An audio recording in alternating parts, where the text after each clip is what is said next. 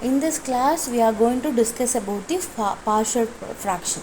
So this is this topic is coming under the electronic devices and circuit analysis, like a transient response like RC, RL and RLC circuit. So I am saying that what is RL and what is RC and what is RLC. So I hope you have heard about this RC, RLC and RL circuit. What is the meaning of this? Before going to this partial fraction, we want to know what is RL, RC and RLC. Okay, so RC, RL and RLC. So in the circuit, normally the circuit RC means the resistance, capacitance.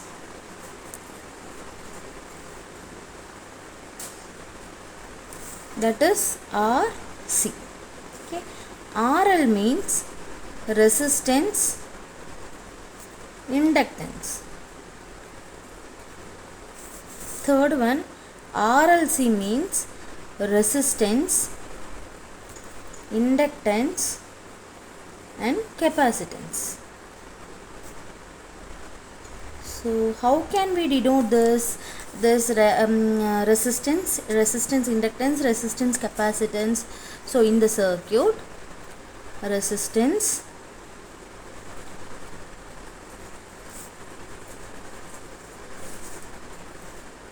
so this is a source and this is a resistance, this is a inductance. Alright, so when the symbol shows here, it is an inductance, resistance, capacitance and resistance, capacitance. So here this circuit is called as RC, here this circuit is called as RL, and the last one resistance, inductance, then capacitance. Okay, this three elements, resistance, inductance and capacitance, so RLC circuits. Okay, these three are called as an RC, RLC and RL circuits. So in this particular RL, RC, RLC circuits, we are going to convert into partial fraction. For this purpose only we are learning the partial fraction.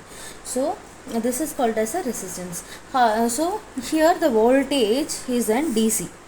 Okay, if it is the symbol of like a small tilt and having some elements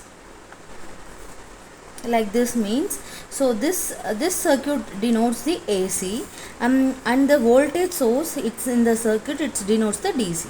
So you can differentiate the circuits with these two symbols.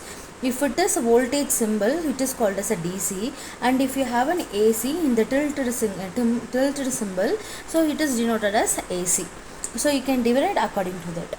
So in the circuit we are going to learn about the partial fraction.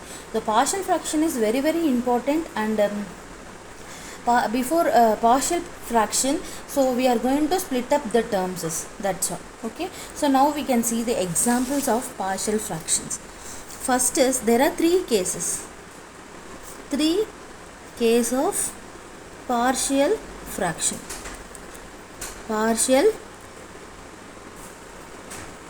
So the three cases of partial fraction.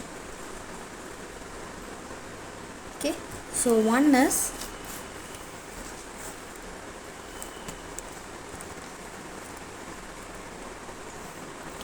different poles.